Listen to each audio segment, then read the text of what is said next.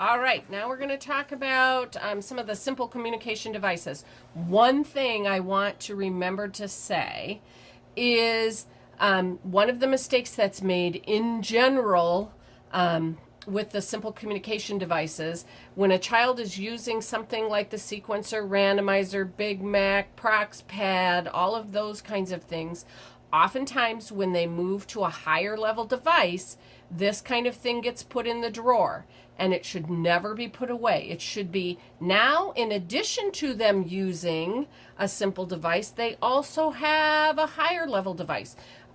You and I use multiple kinds of communication, but we still use sticky notes. Kids need multiple ways to communicate, and there are times when this kind of a system is going to be better and more appropriate than their higher level device. So for example, might be recess. You're going to let them take their $10,000 device out on the playground, and when it's sunny, you can't see the screen and all of those kinds of things. And so, but there are other times where the recorded speech is more effective. I just want to say there's a whole bunch of research, but the digitized recorded speech lets you record with intonation and inflection that's appropriate for the situation, where the computerized speech is still pretty monotone, and that's about 37% of communication is that whole intonation and inflection that gives it meaning. So that's why the digitized recorded, just like on the ProxPad, the ProxTalker, the fact that you can record them is very much an advantage, and I always want to tell people that. So the sequencer, sequential messaging, you can record in a series of messages and it plays it back in the order you recorded. And John's going to send you guys, it's a handout, 100 ways to incorporate sequential messaging. There are just so many things that are sequential or that you can make sequential. Even ordering at a restaurant, I always give the example going to McDonald's. If I say, I would like a Big Mac, I would like fries, and you don't tell them what size, you know the person behind the counter is going to ask you what size, and you're going to tell them large or medium, whatever. And so you can make that really predictable, even for game playing, let's say. It could be, my turn, shake the dice, can you move me? Thanks, your turn. Those kinds of predictions within daily activities they can do. So again, don't want to spend a lot of time on that. The sequencer has 2 levels. Each level has 90 seconds of record time. Probably the most common question we get is, well, how many messages can I put in? You are limited by time, not by number of messages. So you can fill it 90 1-second messages, theoretically. Obviously that doesn't work, but you get the idea. You're limited by time, not by number of messages with this device. And so each level is independent. So I can record level 1, leave it, go back, record level 2, because some of the devices out there, you have to do them both at the same time. Now, the disadvantage of this and we aren't going to get into that, but this device, the Medley, also does sequential messaging. Here, I have to record in the whole series at one time. I can't go back and change one. Here, I can record in my messages, and if I need to change one in the sequence, I can. Here, I'm limited by number of messages, not by time. Here, I'm not limited to the number of messages. Here, I can have a visual cue for each step. Here, I can only have a visual cue to represent the whole sequence. So the one thing I forgot to mention with like the PAL pads and even with this, the one thing is no naked switches. Like I should have some kind of a visual, whether it's a object, a picture, a photo, whatever. I should have a visual cue related to the activity on here if at all possible. The same with the switch, no naked switches. people often call this a switch, and I always try to correct them that this is a communication device. This is a switch. This is a communication device. Yeah, I'm good. Sorry, I want to interject. That reminds me something. We'll have this. This is a randomizer. Oops, And I that's a bumped it. randomizer. We'll have this plugged into something like this or who knows what, and people will say, "How does that talk? How does the voice come out of that?" They actually think you're going to see this, Glenn. They actually think it's the switch that's doing the talking, when in fact it's the communication device, because they don't really get that difference. What Lori just explained: switch, communication device. You will see that, I guarantee it. Yeah, and I also often talk about, depending on the activity, and I'll show you why, this I talk about as a source of voice output. That kind of helps them understand this is your source for the voice output. Now, this has some features that people forget about. It has an external speaker where I can plug it into a speaker. Used a lot of times if they're using it for in a classroom for a play or a presentation or something like that. Then it has our switch input, which is great, but people often think of just using the switch if they can't touch here. Then we add, let's say, a head switch or the PalPad. But you can also use, which is great, but you can also use it to just change the activity. And that's what I'm going to show you next. I am just going to, oh wait, you have this recorded. Before I go into an activity, I want to talk about how you record and cleaning up that recording. And why don't you just start John, from scratch? you go ahead. Okay, because sure. you have it there. So I'm going to push. So this is the switch. Play 1, play 2. Oh, that's upside down for you. Play 1, play 2. Record 1. There we are. And record 2. So let's just put it to record 1. I'm going to record a message by pressing. Wait a minute. Do you want to erase what you already have in there as This far will as erase the... it when I re-record it. Yeah, but do you want to? Because you already have the clunk. I thought that's what I recording was in there. doing. Was oh, the you're clunk. going to redo that. I'm going to redo Okay. that too. Yeah. Okay. So when I press this, at the end of the message, you can hear a clunk, and that's just the mechanical sound being picked up by the microphone. Hello, this is a sequencer. Oh. Message 1. Message 2. Okay, now I'm recording with a PalPad. And one more time. So that beep, by the way, is just a cue to know when to begin. So Which has been really important because Yeah. without that beep, what was happening is people would start to talk as they pressed, and they were clipping off their messages, and you'd get this whole series done, go back and play it, and you'd have missing parts of your message. So we always tell people, wait for the beep, then talk. And that has really helped people. So it's been a real helpful feature. Right, yeah, and it does. It's just overall better. Yeah. Better procedure, best practices. So now listen. You're going to hear the first 3 messages, the clunk on the end. Hello, this is a sequencer. Message 1. Message 2. Okay, now with the recording from the PalPad. Now I'm recording with a PalPad. And one more time. A little bit of one there, but not much. The advantage of this is not a huge deal, but just so people know, is it? Okay. Yes, it If is that- a huge deal. I stand people corrected. complain about that clunk at the end. Okay. You know, that they just don't feel like the messages are clear. That clunk is present on all devices that you record where you press. So whether it's the Big Mac, the step-by-step, all of them have the clunk. Recording any of those devices with the PalPad will clear that up, and immensely. So what I always tell people, if you have time to record ahead of time, record with a PalPad. If you don't, I mean, there's still going to be plenty of times you have to record on the fly, which you just do. That's just it. But if you can prep, and it has to be the PalPad. If I record with this switch, I'm still going to get the clunk. And so that's another big advantage of that PalPad, just having one handy when you record. So I don't know if there's anything else on that, if we can show Sequence some of the well, I applications. think- yeah, well, do you want to go to applications or do you want to go to the randomizer? Okay, the randomizer. Randomizer. Oh, wait, no, one more feature of this one. Sorry. Oh, yeah.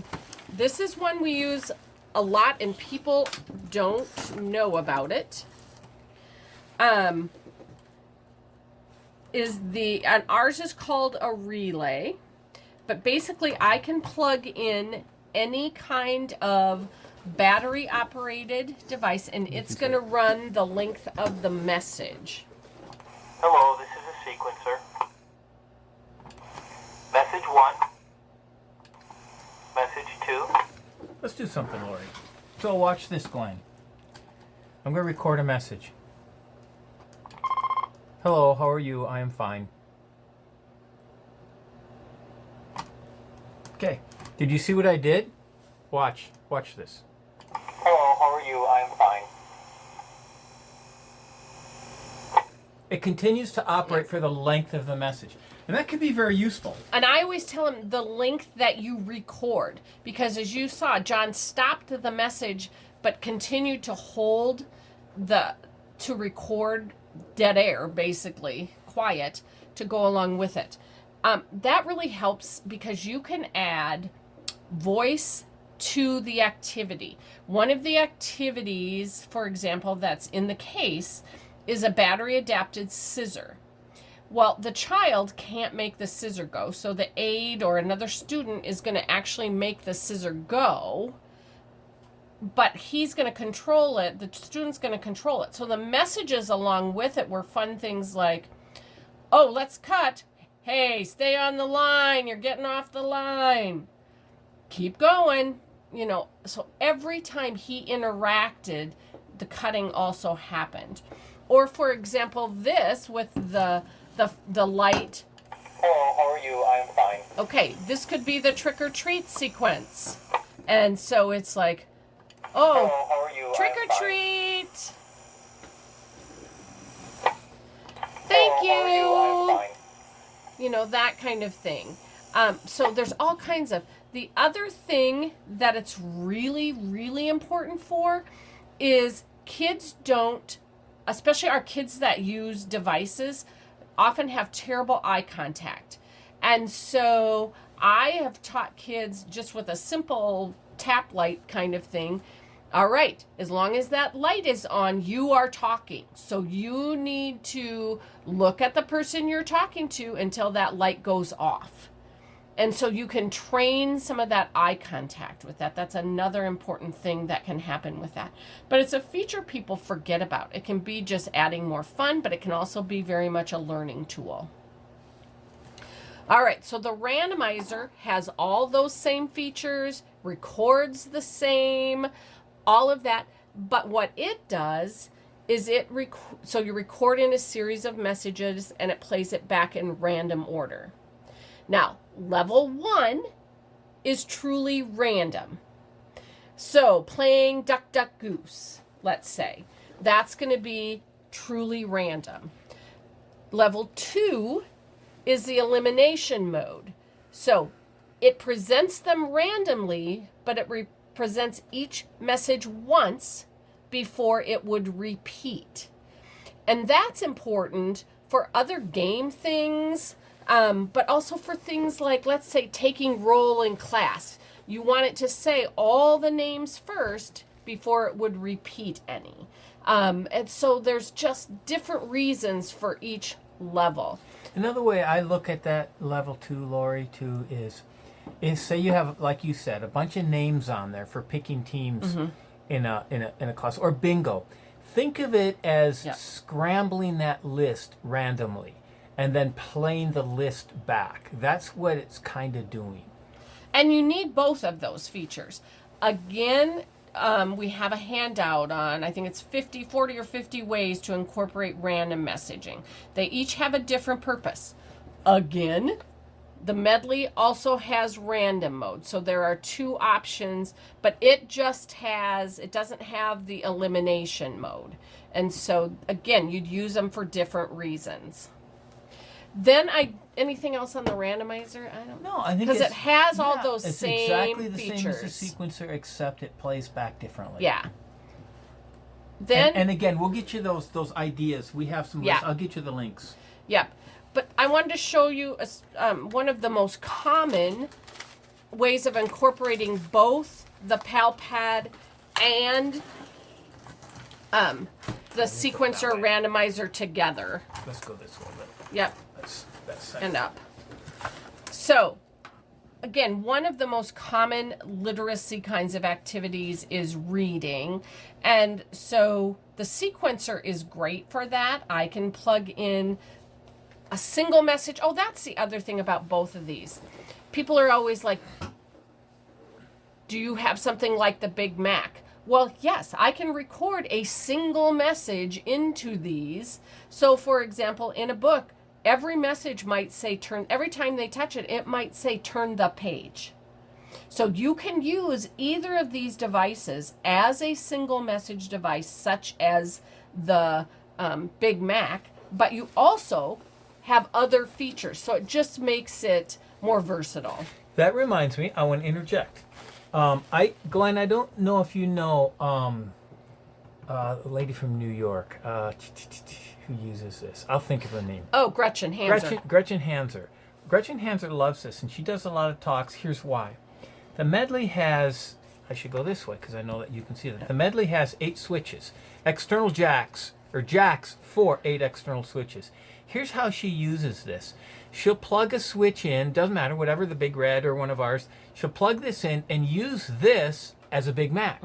Then she'll unplug it and plug it in number 2. And now she's got a second Big Mac, and a third, and a fourth, and a fifth. So she actually talks to people in her presentations about this as 8 Big Macs in one box.